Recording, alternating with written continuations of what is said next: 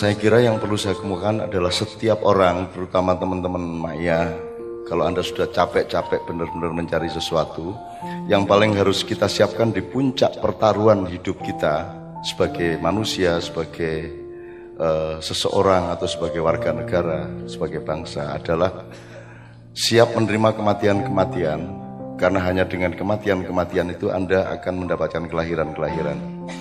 Anda harus berani tidak makan untuk berhari raya, kan begitu kan? Anda harus berani puasa untuk mendapatkan hari raya.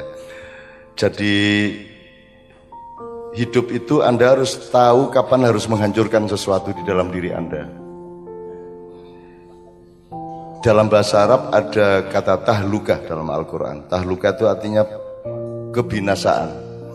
Jadi manusia harus mengerti kapan dia harus membinasakan sesuatu yang ada di dalam dirinya, sesuatu yang harus dia binasakan.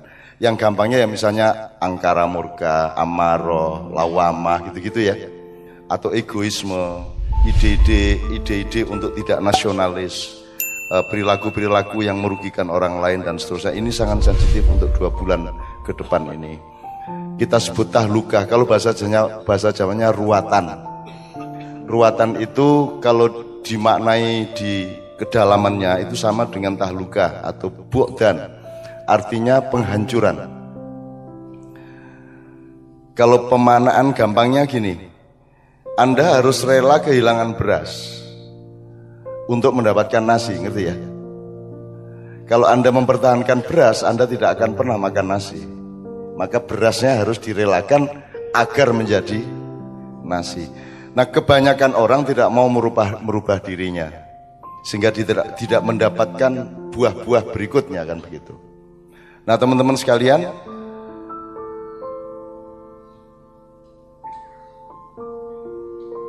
tanggal 28 yang saya maksud tadi di Katipiro itu malam minggu ya, Bang, malam minggu legi ya.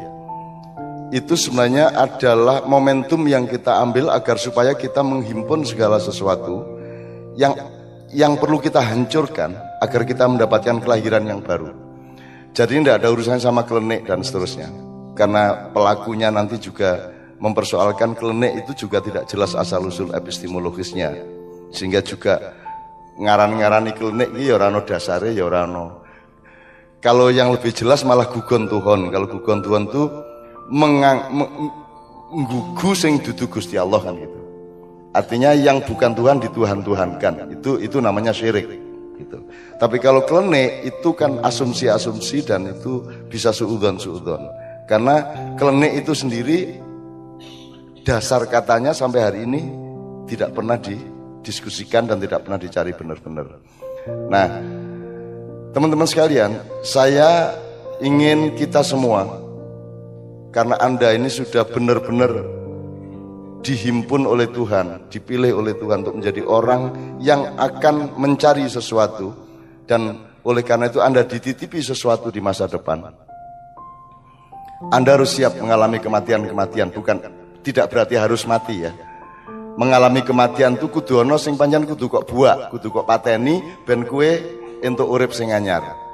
Kalau kata para filosof, kita siap mati setiap detik, kemudian lahir setiap detik, kan begitu. Nah, itu yang disebut ruwatan. Nek cara gampangane ruwatan ki yo ojo njur itu bukan urusan kebatinan, bukan urusan kejawen. Itu ngene lho, nek ruwatan ki nek kowe arep pengajian nganggo sound system lah. Mosok ora nganggo sound system. Nek kowe arep nang kantor yang nganggo sepatu lah, nganggo dasi kan gitu kan. Itu yang namanya ruwatan sebenarnya, bahwa Anda harus melakukan sesuatu pada momentum tertentu setepat-tepatnya.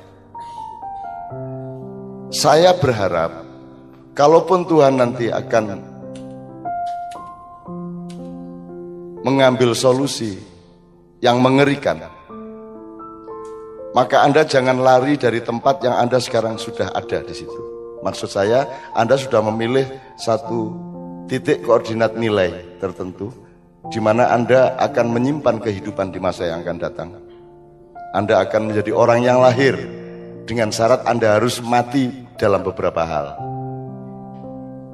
Artinya dari seluruh bencana yang mungkin akan terjadi, Anda berada di tempat yang tidak terkena bencana itu. Saya tidak akan sebut secara teknis ya. Tapi mudah-mudahan dengan Anda tergiring seperti ini, tidak lain yang terjadi adalah Anda memang dipilih oleh Allah Subhanahu wa taala. Gitu ya. Dan kita mohon saling mendoakan kita berumur panjang, karena Indonesia bukan hanya belum selesai perjuangannya, justru baru akan kita mulai perjuangan Indonesia ini. Insya Allah tidak semudah itu kita hancur. Karena di balik kebodohan kita punya itikat yang baik. Dan kalau rakyat ikut rusak, sebenarnya dia adalah pihak yang dirusak, bukan orang yang ingin merusak dirinya. Dia hanya korban dari kerusakan-kerusakan yang ditimpakan oleh sistem dan pemimpin-pemimpin yang tidak peduli kepada perusakan-perusakan yang dilahirkannya.